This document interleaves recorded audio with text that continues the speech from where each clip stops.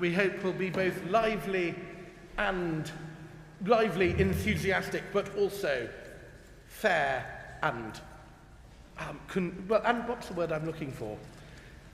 That we're all going to be nice to each other, congenial.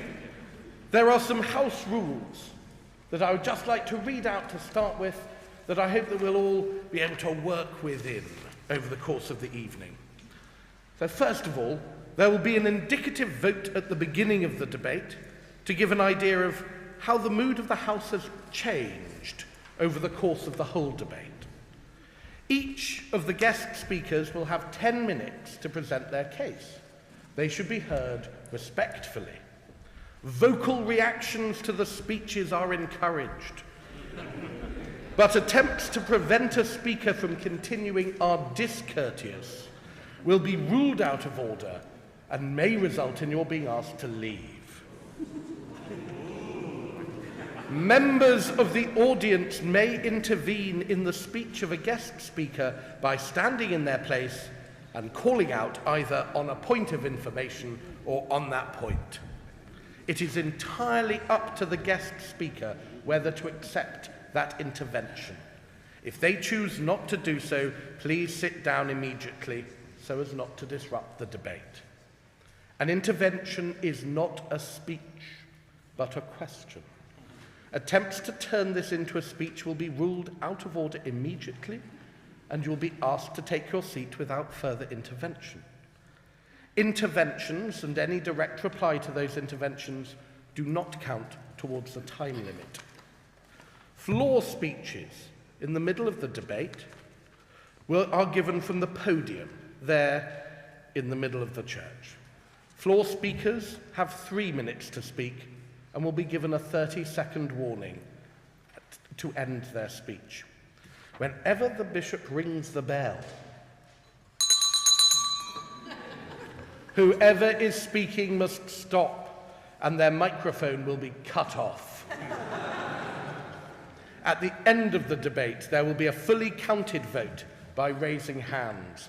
Tellers will count specific segments of the room and tally their results. These will then be presented formally to the chair.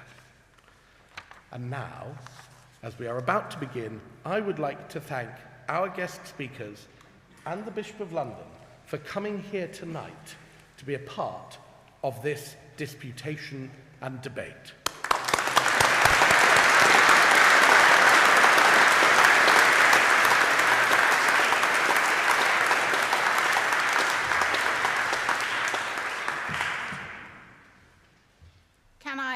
Add my welcome to that of Marcus.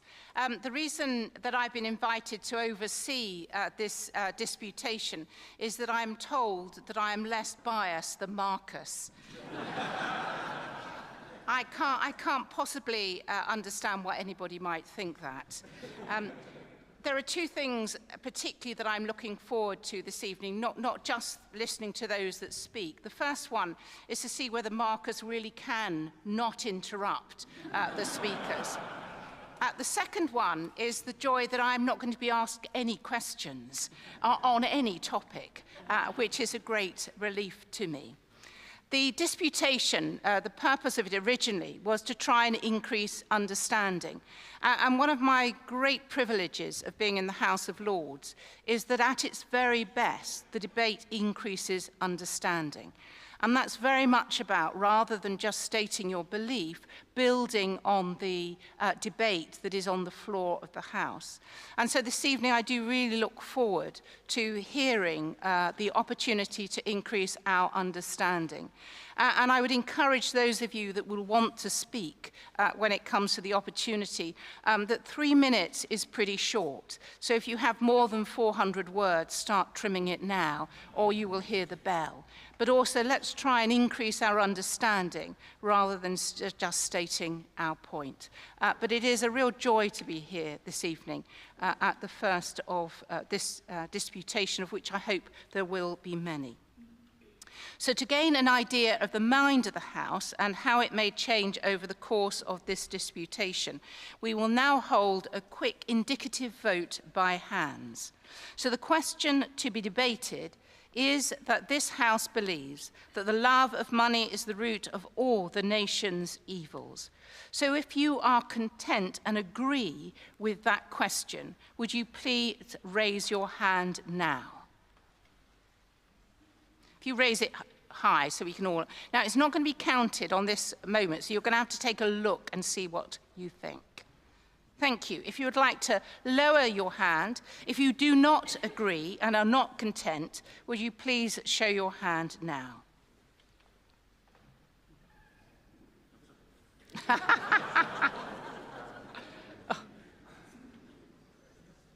Thank you. If you'd like to lower your hand. Now, if you would like to note your abstention, that you are unsure, please raise your hand now.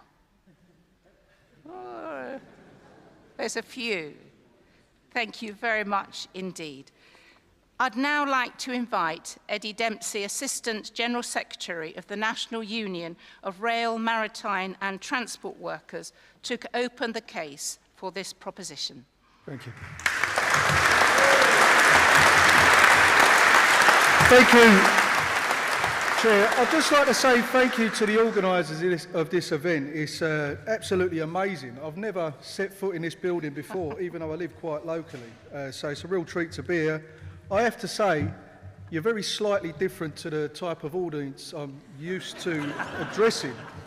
But I'm familiar with debate. They said of the English working class, if you get three of them together, within 5 minutes, one will be appointed chair, the other secretary, and they would have called a meeting to order. And I have had debates in Oxford, albeit the Oxford upsidings on the Dan Relief rather than in the university.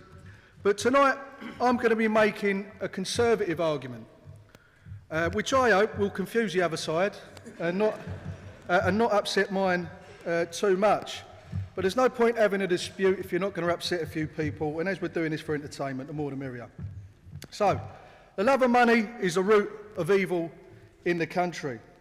The evil it has wrought in this country, I'm going to argue, is that the unpatriotic and the treasonous wealthy elite in this country, for their love of money, have sold off our commons. They've sold off our country, and they've sold it to the highest bidder at the detriment of the country and the people that are in it. Massive wealth for some, hardship for the rest, the managed decline of Britain and the degradation of our society. When Adam delved and Eve span, who was then the gentleman?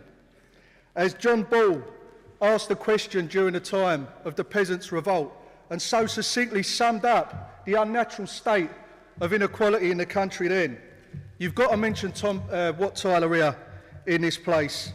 God bless him, and God bless him again. In those years, there had been a great pandemic, and following that, there'd been a demand for higher wages, and the authoritarian government clamped down on it by seeking to limit wages to pre-pandemic levels and to ban strikes.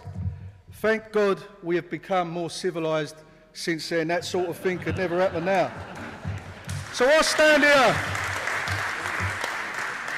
here for the Commons, for Wat Tyler, God bless him again, and John Ball, and for Ned Ludd, and for his army of redressers and the Chartists, and all the rest of that. I stand here for the unemployed, and for the people who keep the lights on, keep the country moving, keep the sick looked after, and keep the children fed. And I stand here for our commons, our institutions, the railways, the energy companies, our NHS, and all the rest of it that I believe is the common good of all of the people in this country that we should all enjoy and own together. So I stand here for the commons and the love of the people in this country rather than for the love of money. And our commons now are being sold and have been sold and continue to be sold to foreign states, to corporations spanning the globe, with no loyalty or love to the people in this country and no stake in our success or failure, and little do they care. We were told that greed is good and that this would achieve efficiency. The pursuit of money and the privatisation of our commons would lead to better outcomes, so we're told. And that isn't what's really happening. Our society rewards failure. This isn't what was promised to us by Thatcher and Blair and the rest of them. They told us that privatisation and the selling of our common heritage would do the country good. But Britain's getting poorer. Our GDP's been around 2% for the last 15 years. And at the same time, the CEOs who run the top companies in this country, their wages and their take-home pay and their shares of profits have all gone through the roof, despite the fact that the economy has failed and is in stagnation. We've seen over the past period the profits of the richest corporations in this company go through the roof at the same time as the common people in this country have seen their wealth decline and have seen their public services and the basic necessities of life in this country decline. Britain's workers have seen the longest squeeze in their living standards now since the Napoleonic Wars. And at the same time, in what the Sunday Rich List calls a golden era for the super rich, we're seeing sales of Porsches and luxury goods, quite a few of them probably owned by people in here, I'd imagine, from the clobber I'm seeing, go through the roof. And fair play to it. And we're told all of this is a reward for success. But what's success? Success in Britain today simply means making money. So the same privileged circles of people who sit at the top of our economy are rewarded for failure over and over again. Jockey Club board member and Baroness Dido Harding might have landed digital firm TalkTalk a £400,000 fine for breaching data protection laws, but that didn't stop her going on to get lucrative jobs, including overseeing the NHS track and trace programme, which turned out to be not a great success, I think we'll all admit. Severn Trent's boss, Liv Garfield, was paid £3.9 million the year before last. The same year, her firm paid £1.5 million in fines for dumping raw sewage in the rivers of Worcestershire. Rishi Sunak's father-in-law, his firm Emphasis signs a £1.5 billion deal with BP. 2 months later, the government announced new oil and gas licences in the North Sea, despite their commitments to net zero. The Avanti West Coast franchise, which I'm very familiar with, and I hope you're not too familiar with, they saw record cancellations in 2023. It slashed 2/3 of its services in that year, and yet it's awarded with an extension to its franchise. When NatWest CEO Alison Rose had to resign in the middle of the scandal around the political closure of people's bank accounts for their views, I don't think it was she was worth her wages or being paid a further £2.4 million as she left. I don't think she'd done a good job there. But what did they do? They made her a dame. I remember the CEO of Mighty Group at the time, Ruby McGregor-Smith, when I took cleaners out on strike in that company, predominantly women, all on the minimum wage, she was on 163 times their earnings. At the time, she was saying that those women, those cleaners, couldn't be afforded a decent pay rise. And what did they do with her? They made her a baroness. I'll tell you, talking about NatWest, when I went out to work as a young man, I laboured for a plumber. And in his youth, he walked into the NatWest Bank in Stratford with a shotgun and tried to rob the place. Away he went on his push bike, and arrested he was, and he did a 7 stretch for that, rightly so, you might say. But fast forward 30 years, we have NatWest robbed the whole country blind, and what do we end up? With knighthoods and baronesses.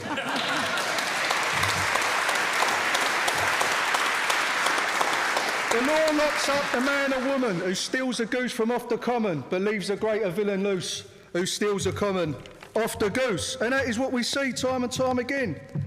The idea that the rich at the very top of society are paid the money that they get is because they take big risks and they have big responsibilities just isn't true. They're paid that amount of money because they can get away with it. And once you're on the top in this country, the rewards are huge and the risks are shunted onto the common people. And that's just the norm with things for all of us now. What Thatcher and Blair missed, but Adam Smith understood about the rich, is that they fight dirty and they'll protect their own, as we well know. And the golden carrot that's held out to politicians and the revolving door in politics, that means you go from a ministerial position off to a directorship and back in the other door, means these people play by the rules and they look after the people that pay their wages, the corporations who've bought and sold our commons to the great detriment of the people in this country. The love of money in this country has eclipsed the love of everything else, so much so it's not even recognised half the time by some of the people who live by it. Britain isn't working, and it doesn't matter that it isn't to the people who sit in Westminster. because the people that they're looking after are having a very good time. Thank you very much. So I'll leave you with this verse in closing from Blake's hymn to England, as we're here, and one that's been forgotten over time, but which I like to remember. When he saw the dark satanic mills of the Industrial Revolution and the birth of capitalism ruin England's green and pleasant land, he saw a solution that I commend to you.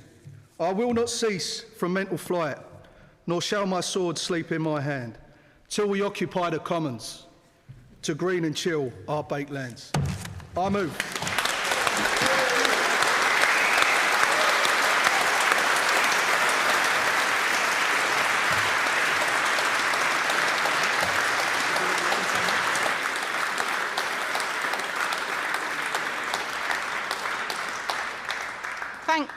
Thank you, Eddie. Our first speaker who is going to speak against the motion is the first Church Estates Commissioner.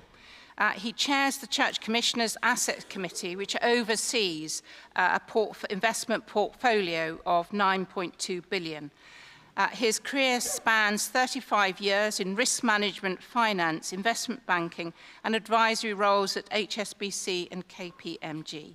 So can I invite Alan Smith to speak against the motion?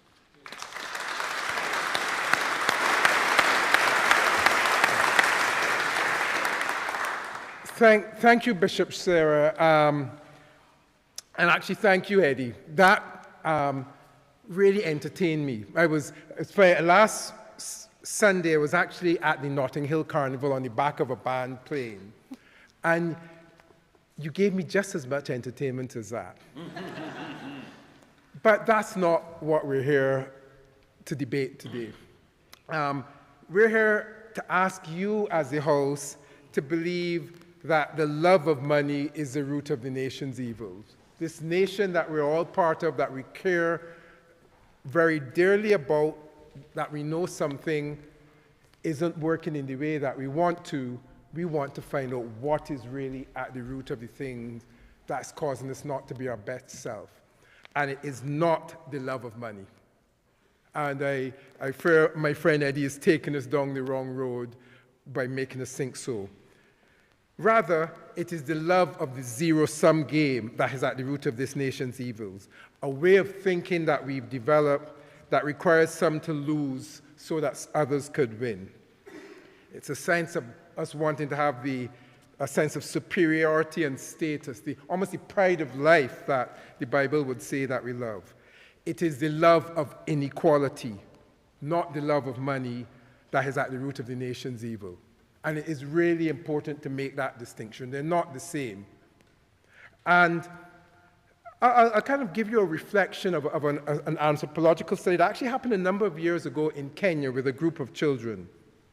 The kind of anthropologist, he put a basket full of fruit near a tree, lined the kids up at the other end, and told them that whoever got there first would win the entire basket of fruits.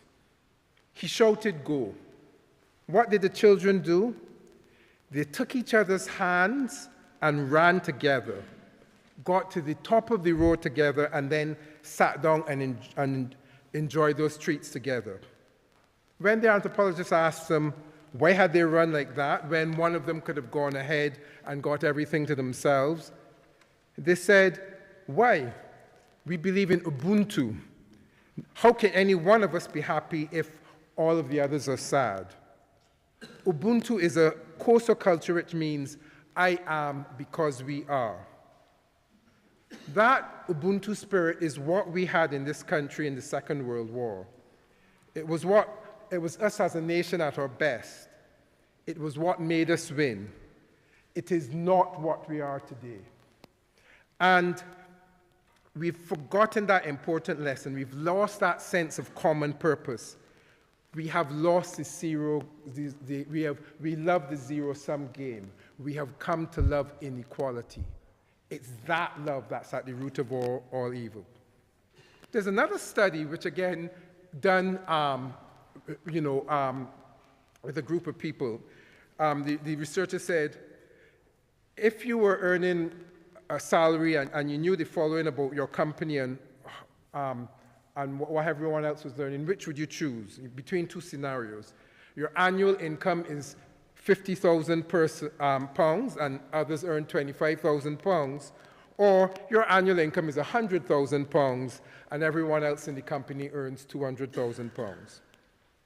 In the money-loving world that Eddie would have us believe exists here in England today, most people would choose the 100,000 rather than the 50,000. But actually, that's not what the experiment says. In that study, half the people will choose the lower income, the £50,000. I.e., it's not the love of money, but the love of status, the love of wanting to be someone who is better than. That's where we are today. It's not the love of money. And I want us to reflect on that because our love of inequality has seen it rise in this country in the last 60 years, and in particular in the last 40 years. Our income inequality, as measured by what they call the Gini coefficient, is now one of the highest in the developed world. We are now, in particular in OECD countries, we have one of the highest inequality coefficients. We're actually 7th among that. And when you think of the people who are above us, Mexico, Costa Rica, it's not the league table that we want to be in, but that's where we're at because we love inequality. And as a nation, we've paid a very high price for that inequality. You know, research shows less equal societies have less stable economies. Unequal societies have less social mobility and lower scores in maths and reading and science. Inequality is at the root of a lot of crime, property, and violence. Living in an unequal society causes stress, has damaging impacts on our health, on our both physical and mental. People are in less equal societies are less inclined to trust each other or to engage in social or civic participation. What more proof do we need that the real love that we should be worried about that has at the root of our evil is inequality? It's not money. We've got... What measure of inequality do you have for that other than money? Because you've only given me the inequality measured in the difference in GDP of two separate sets of society. So is there another one, for example, sex inequality that shows the inequality? Well, two things. First of all, the Gini coefficient is looking at within society and across societies, and that looks at income levels across those who are earning the most and those who are earning less. So that is cross-section. But then when you bring it down in terms of gender, ethnicity, social class, those other measures are there. But the thing about the Gini coefficient is that it allows comparison across societies and within societies and communities within societies. Yes, we have got to stop loving inequality. And you know what? And again, challenging Eddie's point, we've actually we've loved inequality so much that we're actually willing to lose money and love money less and becoming poorer as a result. Whether it's our sluggish and slower economic growth in the post-Brexit period or our lower productivity problems, our actions are pointing to us that we really don't love money. I mean, even looking at some of the scoreboards that tell us about whether we love money, I'd like to point to two of our big essential engines of money making that we talk about keeping score of, the banks and the equity market.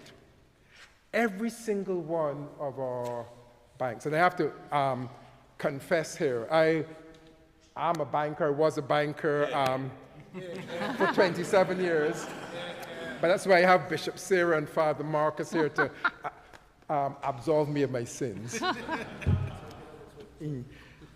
Every one of our major banks, our purveyors of money, even though they're extremely strong from a capital and liquidity, And bearing in mind that nearly all of them are between 200 and 350 years, every single one of our major banks are trading at a discount to their book value. And that's profound, that institutions that have been around, actually people are valuing them less than all of the goodwill and value that's been built over a couple of hundred years, i.e. money is being destroyed through our actions of how we view things across the society. And similar with the equity markets, just this last weekend, the Financial Times had a fascinating article, an interview with Richard Buxton, a doyen of the equity market as he's about to retire, where he spoke of the very sorry state of the UK equity market, talking about its decline and that it will take many years to reverse. The Financial Times actually had a lamentation that would have made the prophet Jeremiah proud. It spoke of the unholy trinity of accountants, actuaries, and regulators that had completely eroded our equity-oriented savings pool, such that the UK equity market is now in a very sorry state with no natural investors. Those are stories of a country where money is being devalued and destroyed. You do not destroy what you love. Shakespeare notes how the devil can cite scripture for his own purpose. My friend Eddie on the other side is a good man, but he cited a lot of scripture and poetry for his own purpose. That the love of money is the root of the nation's evils. It is not. It is the love of inequality, and I would like to move against the motion and for your support in doing so. Thank you very much.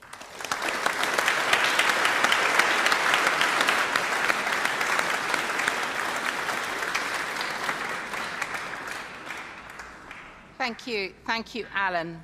Our second speaker in support of the motion is the co-founder of Novara Media, a UK-based outlet covering everything from capitalism to shifting dynamics, demographics, and climate change. He is the author of the book Fully Automated Luxury Consumerism, communism, thank you. Yeah. There is. Yeah. Who gave my briefing to me, Marcus? Which examines how technologies like artificial intelligence, cellular agriculture, and renewable energy converge to create radical, novel possibilities.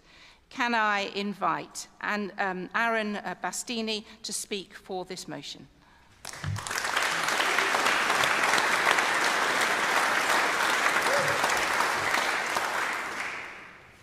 Thank you both, and thank you to the previous speakers. Before I start, I love the sort of strapline you had at the start of this thing: invest, restore, rejoice in the future. If only our political class could have such vision and planning. I mean, that would be nice if they could just plan something and think about the future and not the present. I want to start this with a slight legal observation. The rules, it appears, have been changed. I was informed of the motion yesterday, and that it would read as thus: this House believes that the love of money is the root of the nation's evils. But wait, that has been cleverly changed in a perhaps political move at the last moment. This House believes the love of money is the root of all the nation's evils. Now, only a fool would argue that. I don't believe that. So I'm going to argue against the motion as it's sent to me in an email yesterday.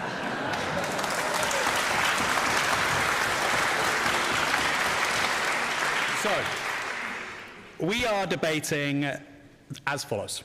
This House believes the love of money is the root of the nation's evils. This is, of course, a riff on the line so famous in the book of Timothy.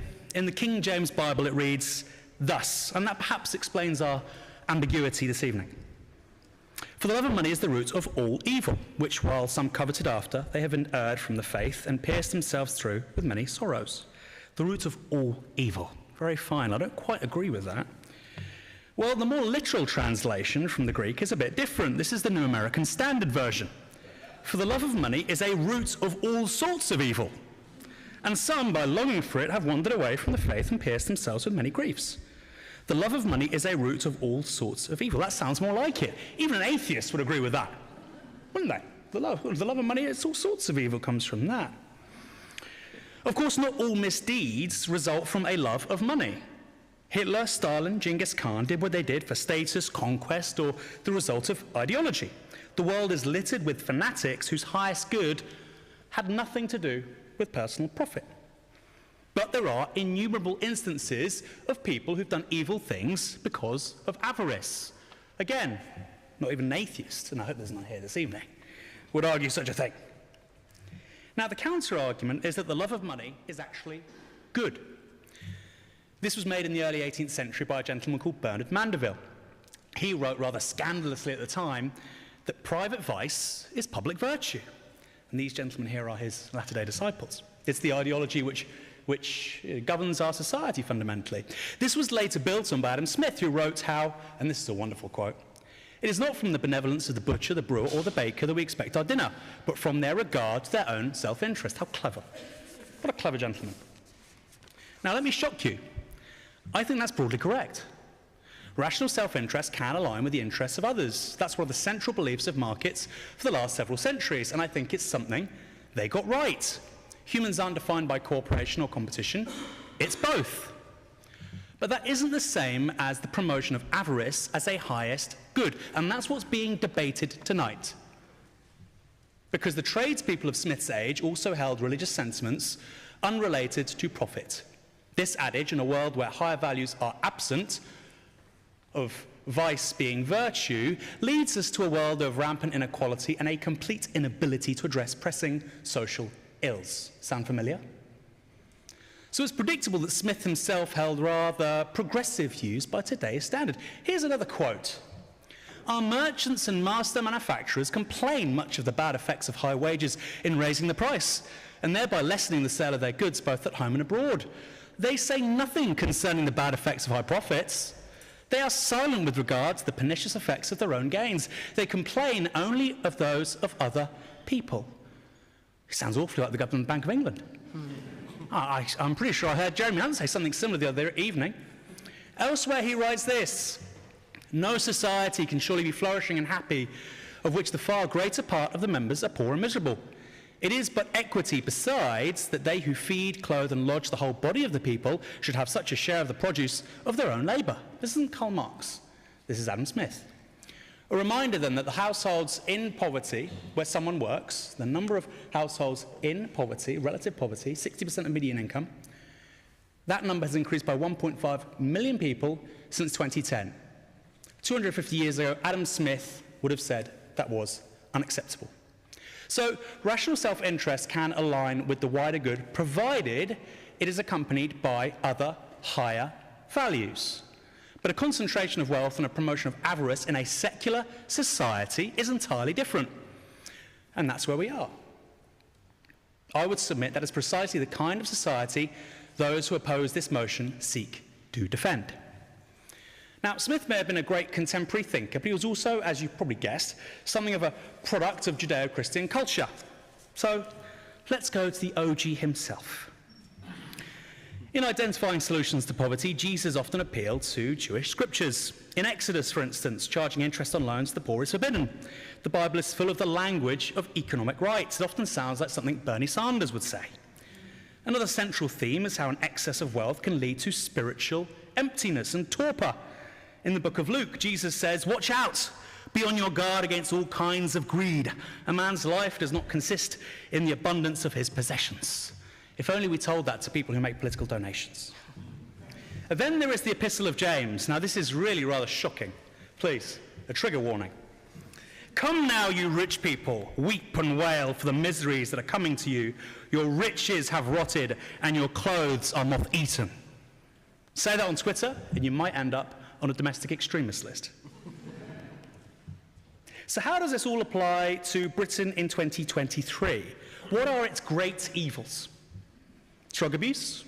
People smuggling? After all, those involved do both of these kinds of activities for money. But I would go deeper, and I would go to the root of what those opposite believe, that private vice is public virtue. Just think about that for one moment. That means you shouldn't be able to access food, or a home, or access to education, unless someone, somewhere, is making money. I would submit no sensible, sane, remotely ethical person would believe that for one moment. So I would like to move away from the usual topics and discuss the greatest evil we face in Britain, which is an extraordinary unequal access to freedom, extraordinarily unequal rather. We have an epidemic of unfreedom. But what is freedom? Big question. It's having the ability to author one's own life as you see fit. Besides civil and political rights, that requires, necessitates even, access to certain resources: housing, education, healthcare, transport.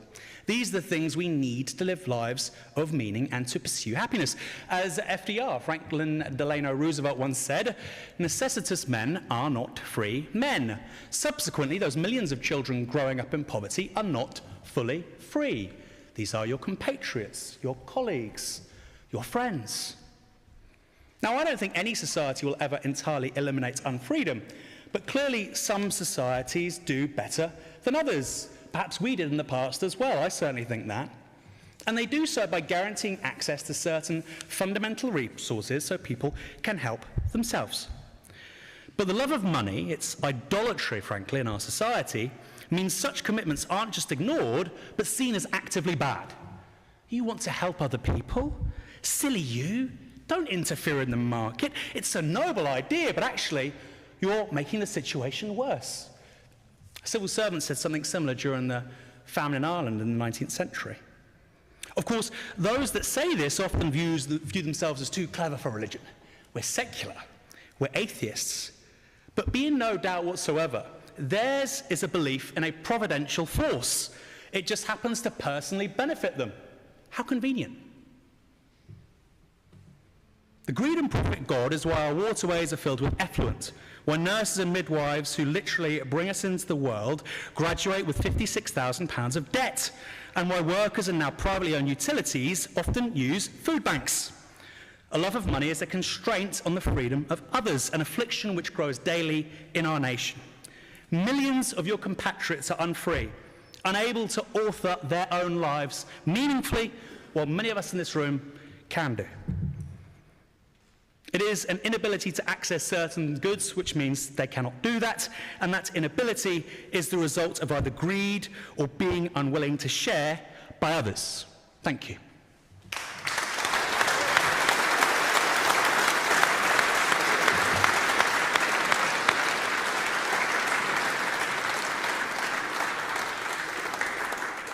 Thank you very much, Aaron. I'm now, our second speaker against the motion has been the MP for Hitchin and Harpenden since 2017. He previously worked in the city, including a stint at HSBC. His grandfather was an Anglican priest who emigrated from Britain to Nigeria. So can I invite Bim Afolami to come and speak against the motion?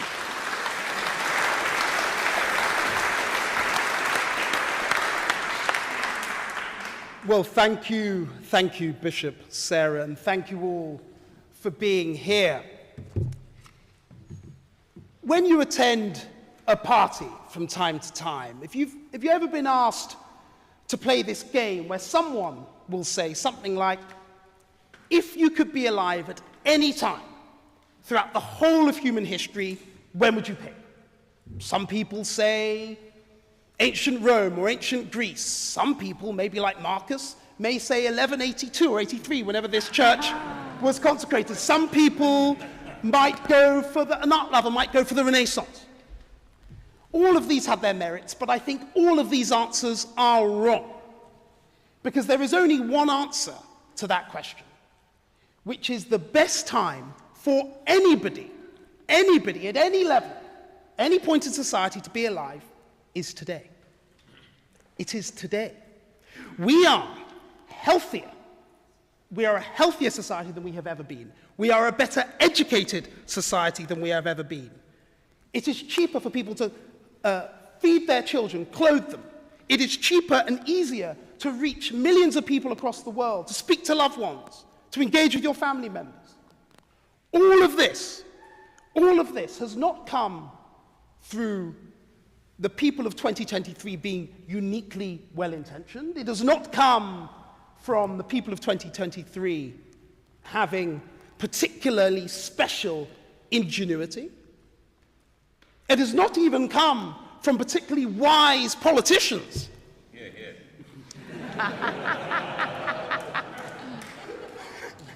I'm not quite sure which bit he was hearing to, but it does not even come from that. It has come as a result of the filthy, unabashed, unashamed, unadulterated, base love of money. Yes, I've said it. It has come as an ultimate result of that. It has come as a result of people working 24/7 to create a new product or idea, or just working as a wage slave in a big corporate like HSBC. It has come, those people were not thinking of people in other parts of the country or in the world or even in their street. They were thinking of trying to feed their families, to build a life for themselves and their loved ones. Because as a result of that, that money has gone into investments in healthcare that help us cure, or rather vaccinate against, a modern pandemic. Hundreds of millions of people were saved through the private, yes, Aaron, the private investments of decades of investment in pharmaceuticals, which gave us the COVID vaccine. Can I make a challenge? Of course. Penicillin wasn't patented, and in fact, if you look at the vast sum of the accumulated knowledge of human history, from mathematics to literacy, architecture to astronomy, none of this was subject or subordinate to the kinds of property rights we have today and think are eternal and never changing, which of course they are. Right.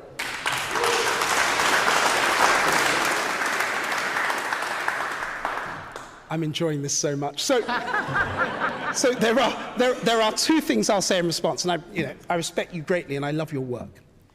However, there are two things I'll say in response. The first is what I'm talking about with the COVID vaccine, and there have been other vaccines, but the COVID one being the most recent, is that took significant amount of people working in lots of different places, being paid to do that, because they had families and they had lives as well, and the sheer amount, hundreds of £1 million of investment and support from the British government and other governments as well. That money, that was money, and that was created ultimately through people's private efforts, right? I'm not talking about property rights, and the point you make about patents is a fair one, and we can, there are some drugs that were patented and some that were not. But that is what I'm talking about in relation to the COVID vaccine. But not just health.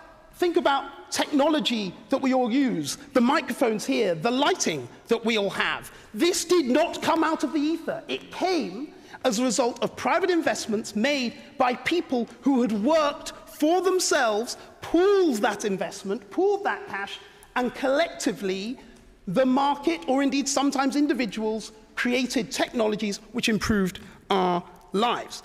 And lest I forget, taxes, which we all pay as a result of private efforts that you may do in all of your jobs and what you do when you're not here this evening, those taxes pay for public services which benefit us all. Again, that comes as a result of love for all money.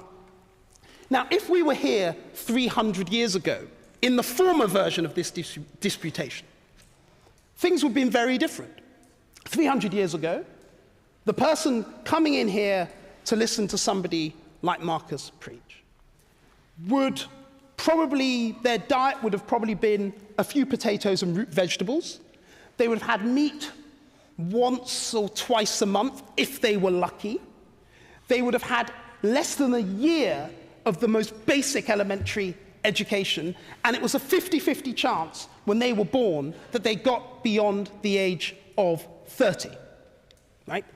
What happened, and by the way, I say 300 years ago, you go back 2,000 years ago, and actually there wasn't a huge amount of improvement from 2,000 years ago to around 300 years ago. What happened, roughly speaking, about 300 years ago? It was the Industrial Revolution. Now, I'm not going to give you a lecture about spinning jennies and mills and cotton mills and quote Jerusalem at you again and all sorts of things. But what I will say What I will say is, why is it that the Industrial Revolution seemed to start in this little corner of the earth? There were many rich parts of the world, India, China, parts of Africa, there were many rich places. But the reason why it started in this part of the world was this part of the world was the first place where there was a change in what Alexis de Tocqueville called habit of the mind. There was a change. Members of the bourgeoisie, the opinion formers, the people who I look upon here, the equivalents of you 300 years ago, started to stop sneering at money making. They started to stop sneering at markets, to stop sneering at commerce, to stop abusing those who wanted to do it, and started to celebrate them and started to cheer them. And through that, and through those private investments, we have improved the social ills, the health, the education, the technology, the ways in which ordinary people, not lords, not bishops, sort of the similar, not lords, not bishops, not the richest, but ordinary people, their lives began to improve significantly through this unusual, and I admit odd, transmission of private love of money, which leads to private investments by companies and individuals and tax revenue for governments to spend supporting their populations. Of course.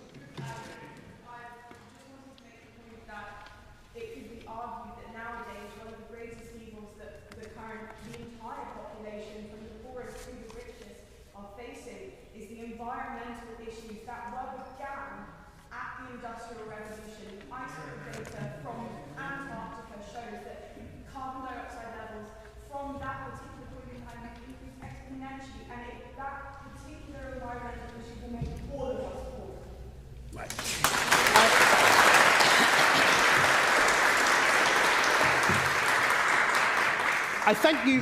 I thank you for that point.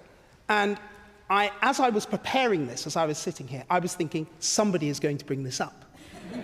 And I'm afraid that part of the attitude behind your question is one of our problems in the modern world. Let me explain why. The concern for the environment is legitimate, necessary, and we can have a separate debate about all the things as a society and as a world we need to do to improve our environment. But the idea that somehow this pre-industrial world was better is completely wrong. Yeah. That world was brutish and short and miserable for 99.9% of people. And the improvements since then, yes, that have been driven by this love of money, which has then translated to greater improvements for society, has overall benefited us and our society as a whole. Now, one thing that, yes, of course. Gosh, we've got two. Sir.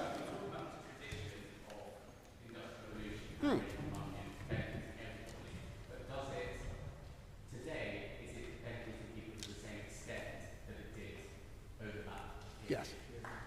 That's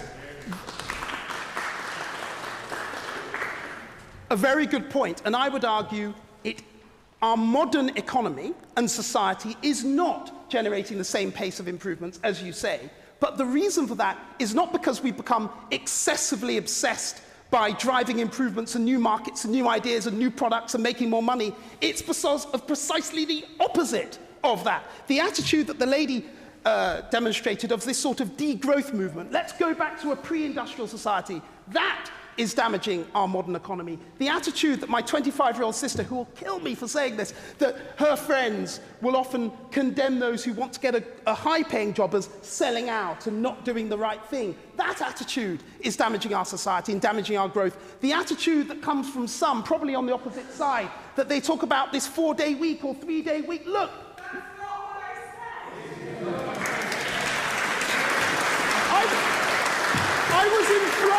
I was in flow. But look, the attitude that somehow all this money, everything, it's just here, it's abundant, we don't need to do anything, that attitude is holding us back. And I would argue that what we need now to deal with many of our ills, not indeed all of them, not all of them, but to deal with many of our ills, is to grow our economies, to make ourselves richer. Wages have been stagnant for 15 years. You know, there are things economically wrong with this country. I would never deny it. But the attitude we need to have now, in addition to all sorts of government policies and all the rest of it, is actually to rediscover that spirit of the Industrial Revolution, to rediscover the spirit. I'm continuing. To rediscover the spirit that we should go ahead, have a go, create new things. Yes, benefit yourself and your family, because through doing that, we can improve the commons for everybody. And I will conclude in this way, Bishop Sarah. Yeah. No, I'm going to conclude. No, order. Let him continue. I will conclude by saying this. We are all made in the image of God. We all, in my belief, I very strongly believe this, all have God-given talent in some shape or form, all of us. And some people's talents are healing the sick. Some people's talents are clothing and feeding the hungry. But some people's talents are making money. And that talent we should harness to benefit everybody, not destroy. Thank you.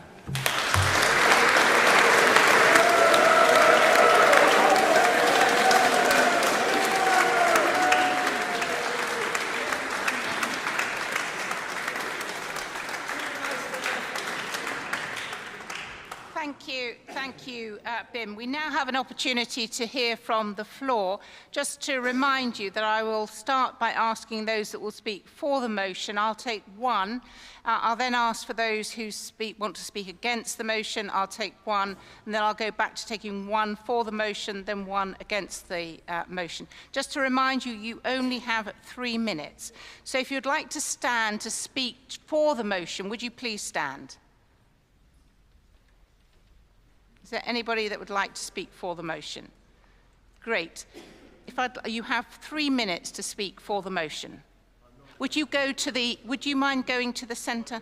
Yeah, that'd be great, thank you.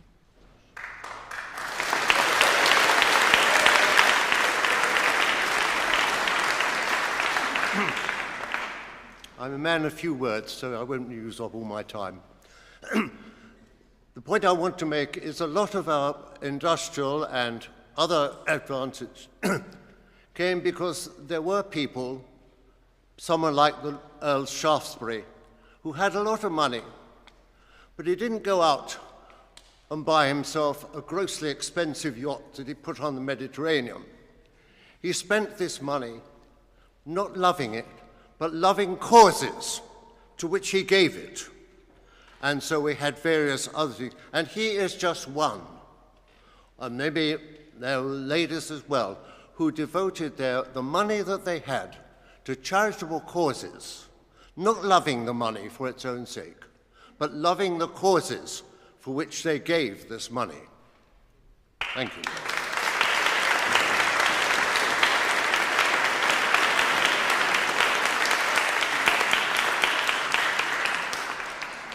Thank you very much for being willing to be the first. Can I invite those who would like to speak against the motion to stand? Who'd like to speak against the motion? Oh, great, thank you. No, I think we've got one willing, but there will be a second chance. So if you'd like to come to the stand.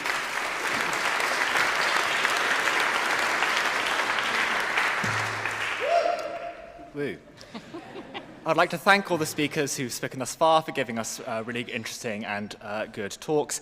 We've received crash courses in March Ascend's capabilities approach in the Protestant ethic and the spirit of capitalism, or whatever Max Weber called it back in the day, from Bim Bartholomew. So thank you all very much. I'd like to make 2 main points. The first is that when we're assessing what is evil about our country, what no one's done thus far is talk about this in an international or comparative context. We can't just think about, in isolation, what is like theoretically good or bad about our country, because we have to consider what's possible. So let's think about kind of what countries look like more or less evil. I mean, if we look at the countries where evil thrives, what we often see is like corruption, poverty, and kind of effectively like, failed states. Russia invaded Ukraine, there are lots of countries which are effectively failed states where like crime runs rampant, failed states are much more likely to have kind of mass killings. Now, something which unites a lot of these things is that they are A, poorer, and B, kind of failed. So is the love of money causing these evils? It seems kind of unlikely. And even if certain actors in these states are motivated to kind of act in evil ways as a result of their love of money, there's clearly an underlying structural failure here. So by looking at the individual's love of money, we're failing to account for the cause of evils, when actually there's a kind of prior structural state, which is, causing people to be like so desperate that they would commit horrific acts in the first place. So, we're focusing on the wrong thing by looking at the love of money, when actually it's these structural factors which shape people's incentives, shapes people's preferences, and could cause someone in a, failed state to, do horrible acts out of self-interest. It's that failed situation rather than their love of money that's the problem. The second point I'd make is that a lot of the more we think about it, no, sorry, I don't want to take a point of information, sorry. Sorry, what did you say? I said order. Oh, thank you.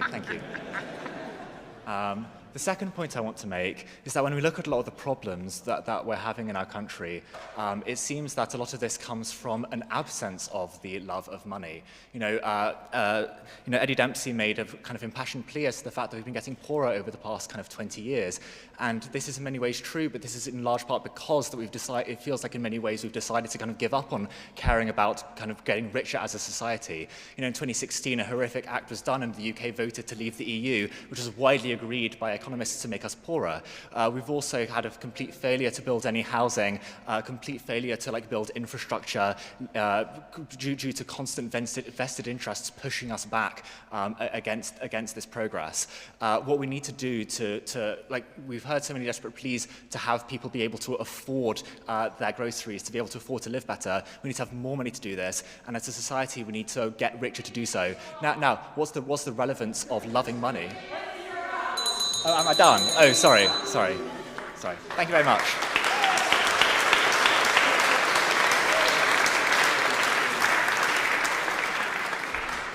Thank you very much. I should remind people that we're not taking interruptions on the speakers, partly because they're brave enough to stand up. So I'm now looking for somebody who would like to stand to speak for the motion. Would somebody want to stand? Yep, there's a taker down there. Would you like to come up to the middle stand?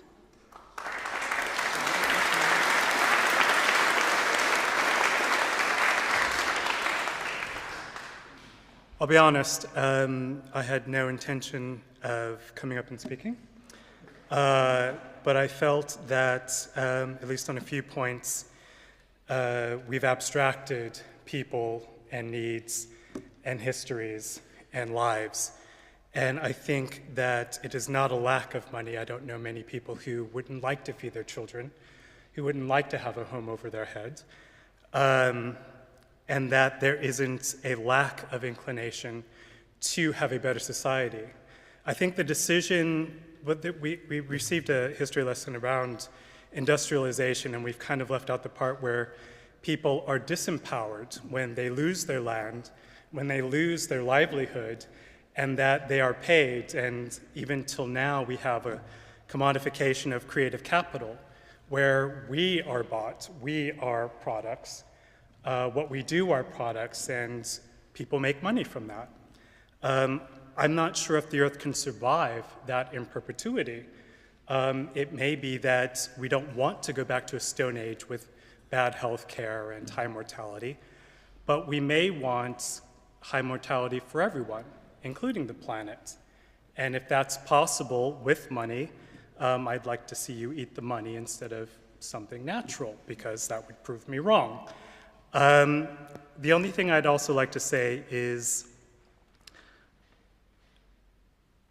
a common good within the idea of religion, within the idea of progress, is very, very tricky. It's easy for us to substitute it. And in my heart of hearts, I'd like to believe that we can have everything and our cake and eat it too. We can have money. We can have those who end up rising to the tops because of their efforts or who they've climbed over, and we can still provide for those who got them up there. I don't believe that's the case. If you look at the top 1% and how much they pay in tax, and how much I pay, and I'm certainly not the 1%, I will be paying off my student loans for the rest of my life. It's not for lack of trying because I have a PhD. It's not lack of commitment, and it's not lack for wanting a home for myself and other people. Let's stop abstracting this. We are talking about people, and we are talking about the earth.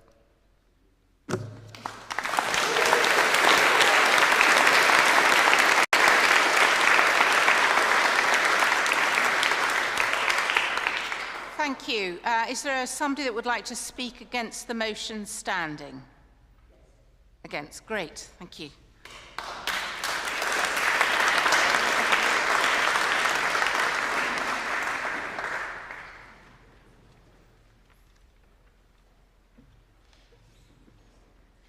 I don't think capitalism is a good system.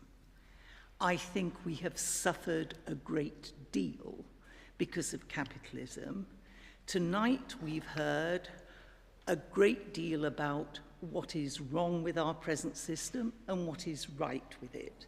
However, and whatever Aaron says, that is not the motion before us.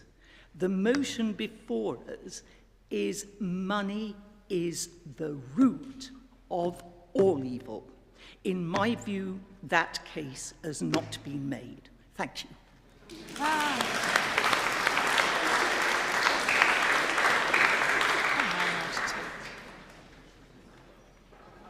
Do you want to come up to a microphone? Alala, do you want to come up to a microphone? I do want to make a point very clearly that was the motion that was sent to us, because I agree with you. But that wasn't the speech that I wrote. And many people do many evil things with nothing to do with money or avarice or seeking personal gain.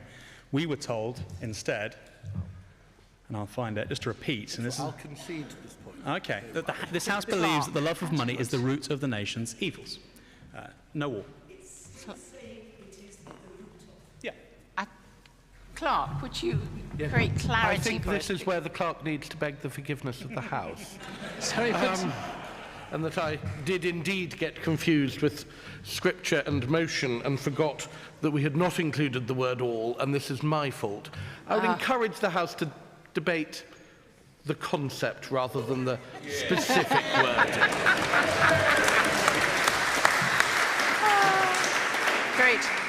Great graciousness there.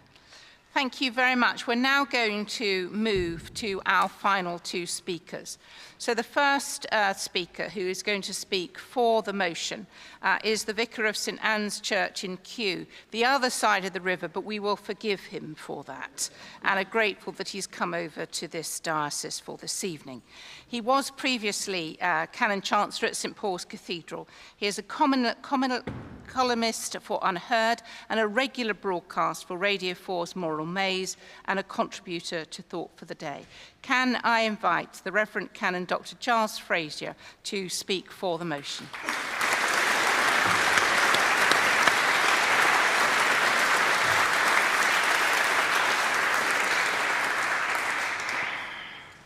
Thank you, Bishop. This lady here is right, of course. Not only do I disagree, obviously disagree with what we've heard so far, and not only am I about to disagree with what we're going to hear from the Secretary of State for Levelling Up,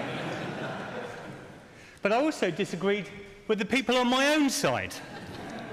I disagreed because none of them thought money was itself problematic. They just thought the wrong people had it. I want to say something. I think a bit more radical than that actually is a problem with money per se. I invite you to look at Mark's Gospel, chapter 10. Jesus is walking from Jerusalem. A rich man comes, runs up to him, kneels before him, and he says, "Good teacher, what can I do to inherit eternal life?" And Jesus said to him, first of all, he says, "Why do you call me good? Only God alone is good," blah, blah, blah. And then he says, "Do all these things. Have you done these? Have you not committed adultery?" And he gives out the commandments. Yep, done all that. Good man. Good man. And then Jesus said to him, okay, give it all away and come follow me. And the man looks crestfallen and cannot do it. And so he goes away, and then Jesus says all that stuff about rich people and the eye of a needle. My friend Melanie Phillips thinks that we're a bit weird as Christians. Was there a suck of breath there?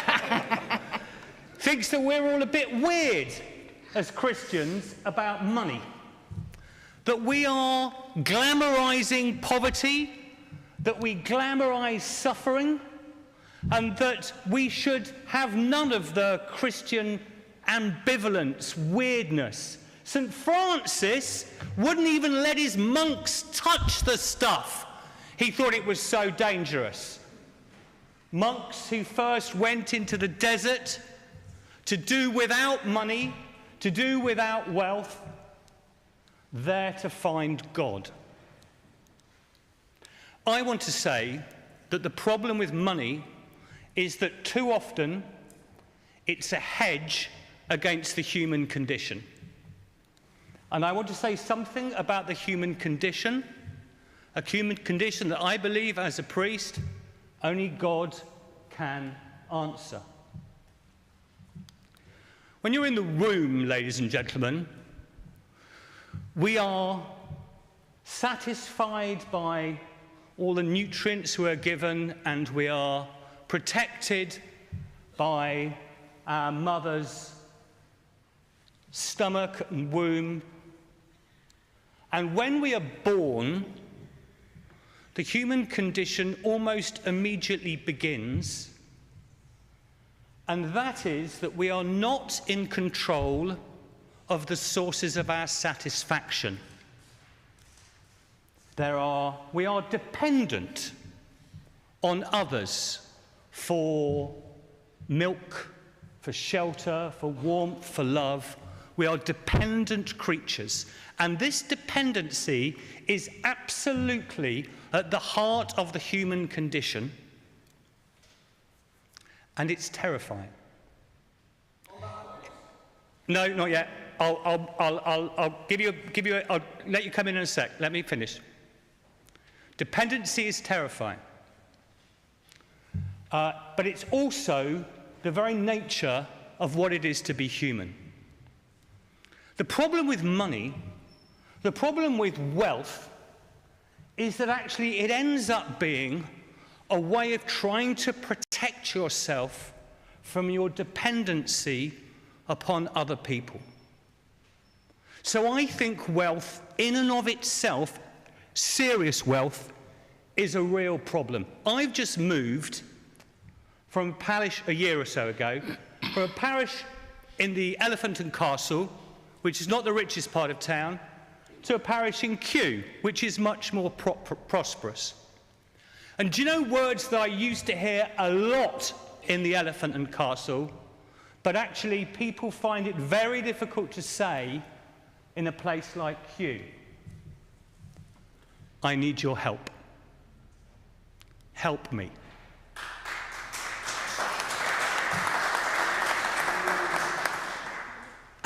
And I think one of the reasons that monks went into the desert and gave everything up is that they were being vulnerable and open to the other and indeed to God. But we are so scared that we have these needs and people won't meet them, it's terrifying. I say to you, I love you. Will you say I love you back? I say, do you want to go on a date? Will they turn up? All sorts of things. Is our vulnerability and our dependence on others. And being poor, you are more dependent and more vulnerable than if you are rich. But actually, there is something here that the poor can teach the rich, the weak can teach the strong. Jean Varnier, who's a complicated man, shall I put it that way? No, I'm going to keep on going. Jean Varnier is a complicated man. But I remember he came to the House of Commons some years ago, and he talked about, it was actually at the time of, what's that silly gathering all the capitalists have in the ski? Davos, that's the one. It was at the time of Davos, so it was February or January or something like that. And he came in and he brought a couple of his friends who he worked with in the large community of Down syndrome. And he talked about the vulnerability that his community has and how much of the human condition is being exposed and recognized and dealt with when you go, I need you, I need your help. And that, of course, is translated there very clearly in the Sermon on the Mount. Happy are those who know their need of God. The kingdom of heaven is theirs. My friends, your money will not protect you, and do not think it will. It is a false reassurance. Whatever Bim says about how we're better now, how the Industrial Revolution, it was a salvation narrative, and a terrible one, that we're best now. This stuff is dangerous. I do not believe in extreme poverty, and it is wrong and wicked, but I do not believe in wealth either, because the love of money is an attempt to hedge oneself against other people, to be self-sufficient, to have no need of the other. That is the sin at the heart of having lots of money. My friend. You'll make a very strong argument that the love of money is very mistaken and wrong and debilitating, but that does not show that that is the source of our ills, which may well be the love of many other things, such as false ideology, secularism, personal status, etc. So, can we not concentrate on whether the love of money is actually linked to the problems of the nation? No. You've got. I'm making a much bigger point than this. Okay. I'm not here as a politician. I'm not going to give you a politician's analysis in terms of economics. That's not my business, and I don't know enough about it. But what I do want to say is money per se is inherently problematic, because extreme wealth and more wealth is so often, not always, but so often, a way of people avoiding the other. And actually, it is a temptation to say, I have no need of you. I can just be in control of the sources of my satisfaction, that I can control everything that I need. And the rich man who came to Jesus, he would do everything. He could do everything. But the one thing he couldn't do is he couldn't be so vulnerable that he relied upon the salvation of Jesus Christ alone. Sound like a tub-thumping evangelical, but that's what I think. That's what I think. So, evil, sin, those language, we've used it. Eddie mentioned Adam and Eve. What is the sin of Adam and Eve?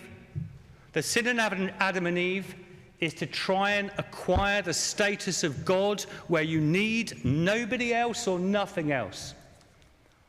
No. I contend to you that though extreme poverty is itself wicked, extreme wealth is also, in a completely different way, but extremely damaging. The problem in our society is the pretense at our own self-sufficiency. We need others.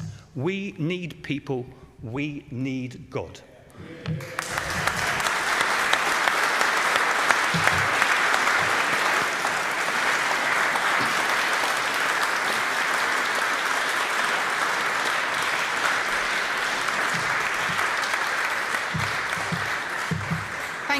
Thank you, Giles. Our final speaker against the motion was appointed Secretary of State for Levelling Up Housing and Communities and the Minister for Intergovernmental Relations on the 25th of October 2022. He is the Conservative MP for Surrey Heath. Can I invite the Right Honourable Michael Gove, MP, to speak against the motion?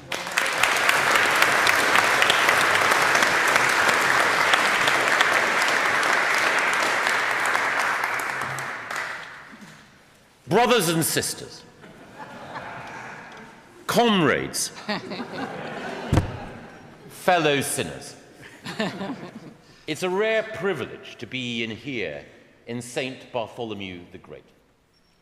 Here in this ancient church, you hear a pure gospel preached. You hear a doctrine at once both enchanting and compelling shared with you. That doctrine may have a diminishing number of followers. That doctrine may indeed be increasingly unfashionable in the wider world, but it still has the power to move. And Marcus, that doctrine is socialism, and we heard it here tonight.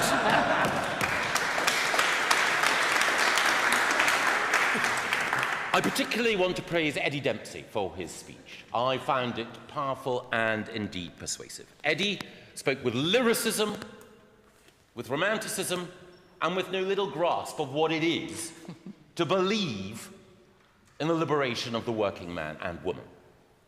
Eddie managed to make Keir Starmer sound like an AI GPT chatbot. Mind you, most AI GPT chatbots make Keir Starmer sound like an AI GPT chatbot. But Eddie is one of a number of distinguished figures in the RMT, a union for which I have a lot of time. Of course, the General Secretary, Eddie's not boss per se, but co-comrade, is Mick Lynch. Mick Lynch led a series of successful acts of industrial action recently. What was Mick doing? Well, apart from discommoding Richard Madeley, what he was doing so successfully was securing more money for his members. He was explicit about that. He said, join a union if you're in the working class in order to secure more money. Quite right, too. He said, we refuse to be meek. We refuse to be humble. We refuse to wait for politicians and policymakers, and we refuse to be poor anymore. For all those of us, Eddie, myself, and everyone here who hates the idea that the poor are always with us, the idea we should be proclaiming is more money, more creativity, more wealth, more of God's bounty for all. And that is why we are on this side of the house. Now, Giles Fraser, canon theologian, I'm now going to argue theology with the canon theologian of St. Paul's. So, X. So pray for me. Giles told us about the rich man, the rich ruler who encounters Jesus in 3 of the Gospels. But the key thing that Giles missed out is that the rich man then asks, how can I be perfect? How can I guarantee eternal life? And Jesus says to him, if you wish to follow me, if you wish to guarantee eternal life, then indeed do give up all of your money. And what Jesus was inviting him to do was essentially to go down the priestly route that Jesus himself was leading, and that the disciples and the apostles were leading as well. And there have been, throughout the history of Christian civilization, those who have endured wealth altogether, those who have followed a monastic rule. And they exist separately to remind us of what it is to dedicate all of one's life to God. And it is a truly noble calling, a vocation. But it is not for all of us. And the reason it's not for all of us is that however ennobling it may be to be poor, everyone in every monastic order, whether the rule is of Benedict, Dominic, or Francis, is also enjoined unto celibacy. And that is not perhaps the most viable route for the future flourishing of everyone in this room. So for those who are, and indeed, as Bim points out, it is often wise for politicians to follow that route. Nevertheless, more of that in a second. Nevertheless, I wouldn't enjoin it on everyone here. And of course, Aaron made the point that it's a bit of jiggery-pokery for us to talk about all evil in this way. And I did note that Aaron is true to his roots as someone on the hard traditional left, because he objected to Marcus trying to modernize the text. He wanted to go back to the original version, but I can completely understand and admire that. And indeed, I recognize that, as we all recognize, that there are many evils which don't relate to money. And it's important that we bear that in mind.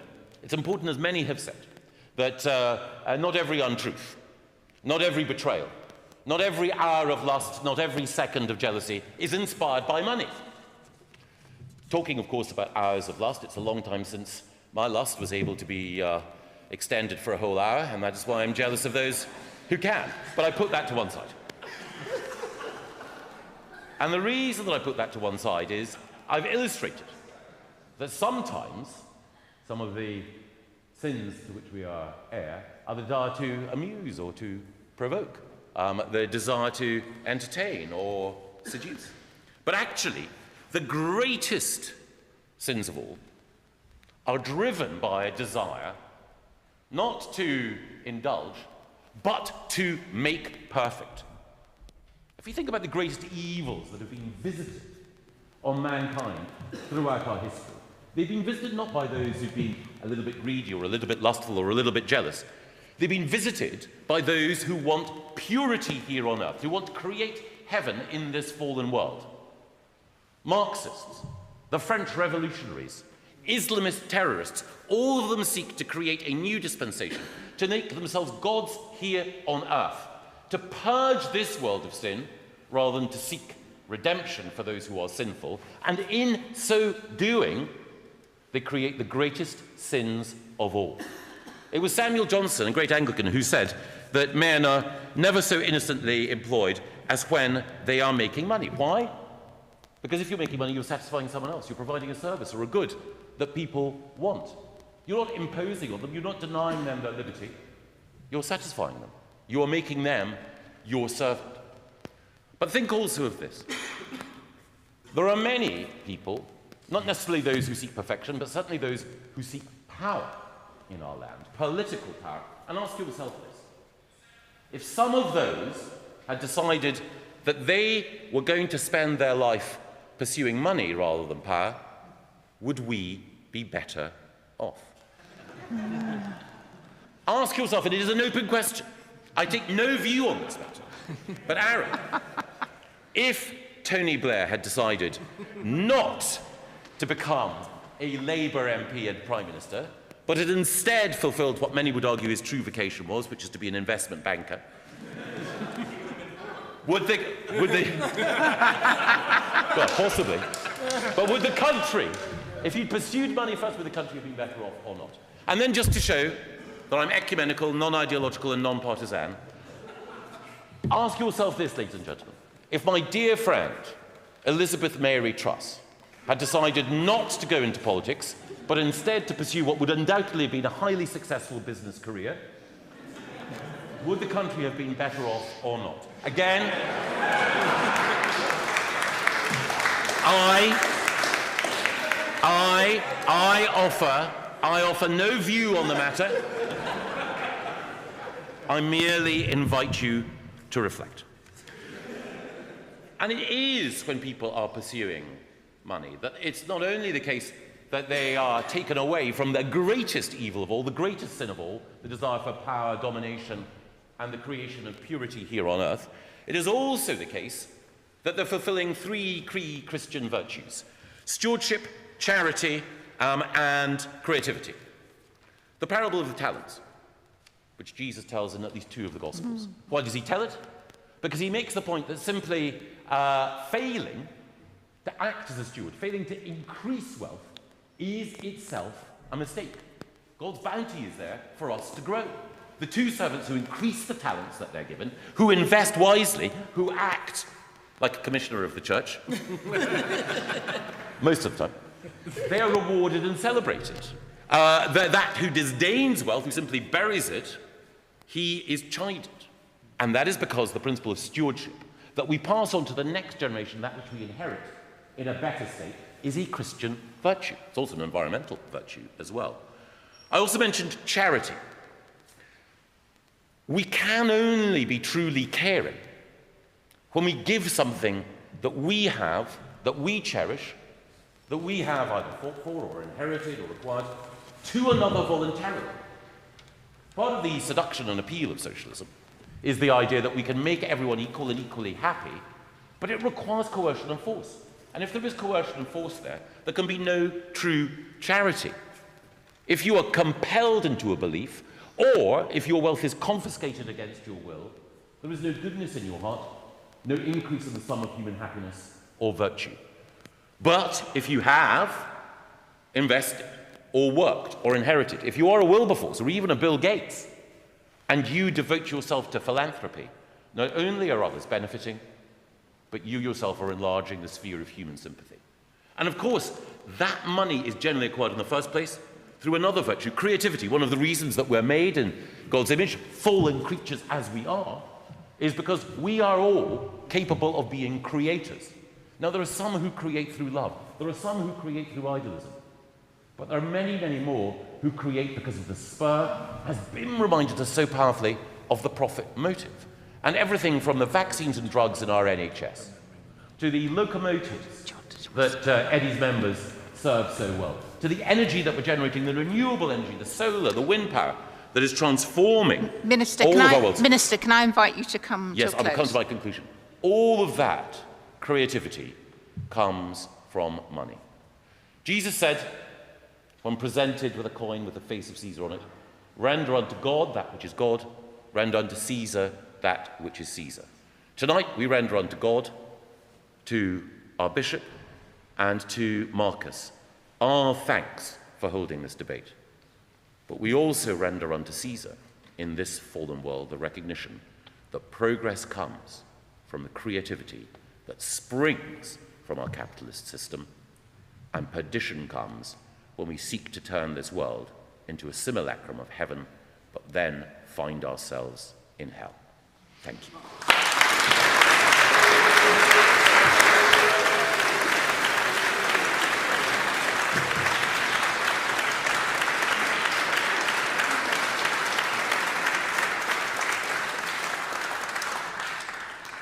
Thank you very much. I feel, standing here, that I ought to say that I'd like to thank my noble friends for their contribution. But would you join with me, not just to thank our speakers, but also those that were willing to stand up to say something for their contribution?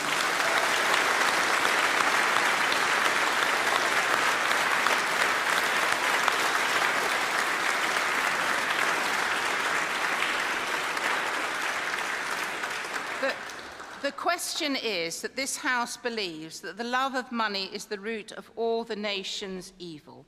As many are of that opinion, say aye. Aye.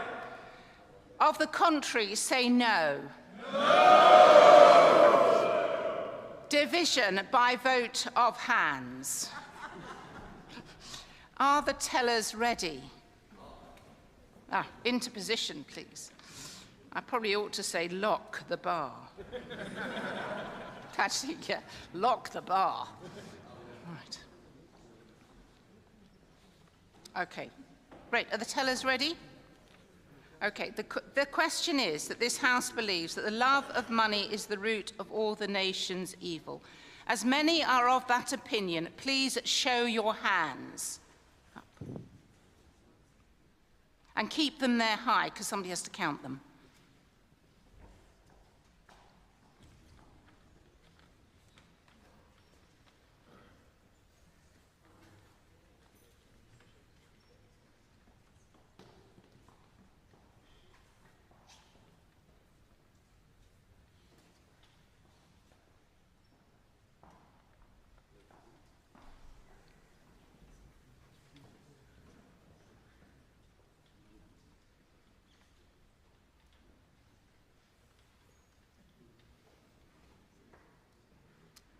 Okay, I think you can put your hands down.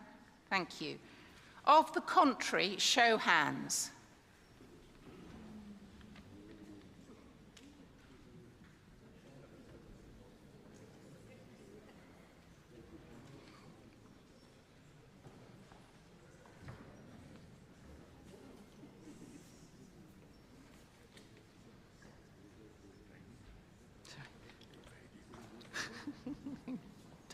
Shit is the clock.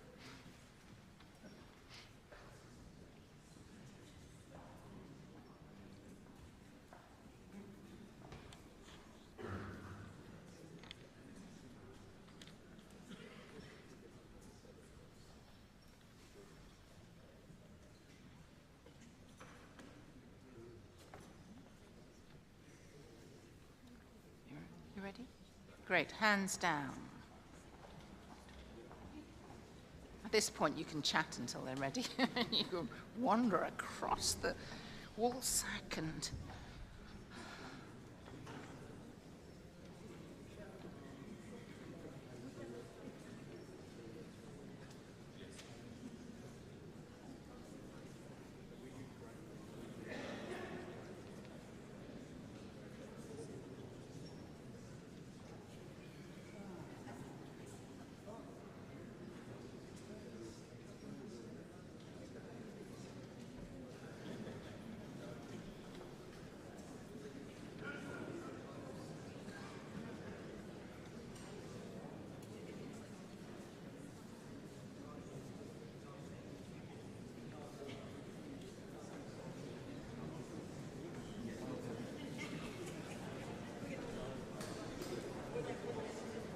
Order.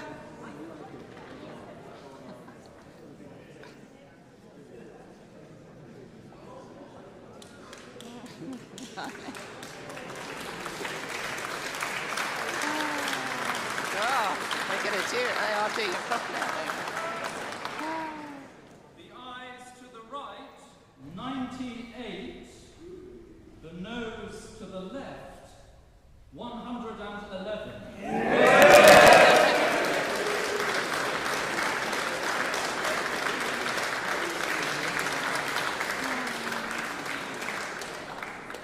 The eyes to the right, 98. The nose to the left, 111. The nose have it.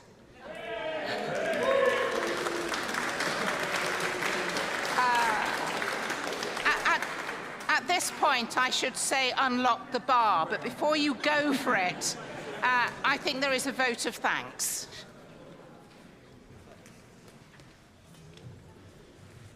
Ladies and gentlemen, St. Bartholomew the Great is architecturally and acoustically an echo chamber. But not tonight. And if only for that reason, our special guests deserve our great thanks. So, Bim Afalami, Aaron Bastani, Eddie Dempsey, the Reverend Giles Fraser, Michael Gove, Alan Smith, ladies and gentlemen, your speakers.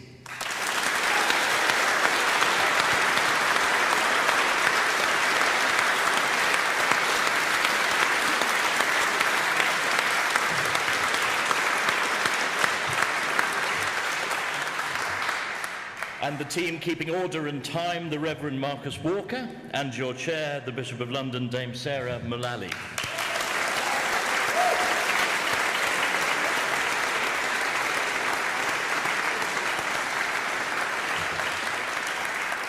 Now, this event, of course, has taken a great deal of work and organisation, and for that we should thank from the church Sarah Slavin, Katie Harrison, Gordon Ferry, Philip Loath, Rose Murphy, and especially the very wonderful Susie Rodriguez.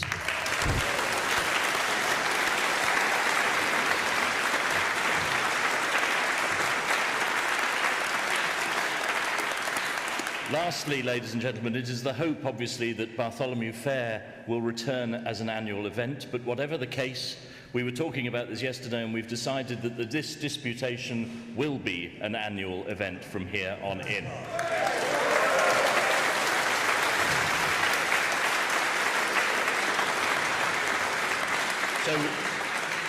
So we very much hope to see you next year, but until then, the bars are now open. Thank you for coming, and good night.